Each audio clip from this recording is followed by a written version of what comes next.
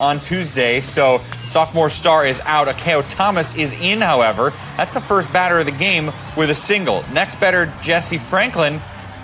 Things are looking pretty good for Michigan with 2 batters up, 2 batters on. And not afraid to look for that fastball. And over the middle, Mason Hickman, undefeated sophomore, but there were some balls over the middle in these first couple of batters. The Wolverine hitters did not miss them. Next batter, Big Ten Player of the Year, Jordan Brewer. A single to left, and Michigan scores in the first inning, which makes it 5 of their 6 College World Series games. They've done that, but that would be all they'd get. The bases are loaded, 2 outs for Pat DeMarco. Watch this pitch.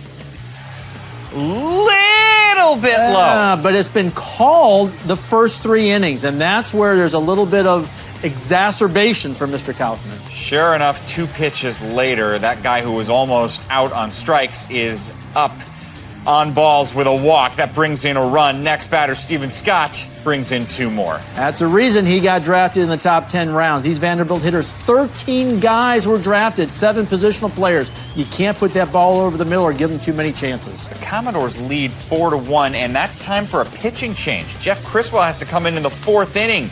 J.J. Bleday greets him with an RBI single to center, stretching the lead to 5-1. And on the flip side, the pitcher for Vanderbilt, a guy named Mason Hickman, he was straight up dealing. Yeah, I mean, you think about this pitching staff where they had 6 pitchers drafted, and arguably their best 2 are a freshman and a sophomore.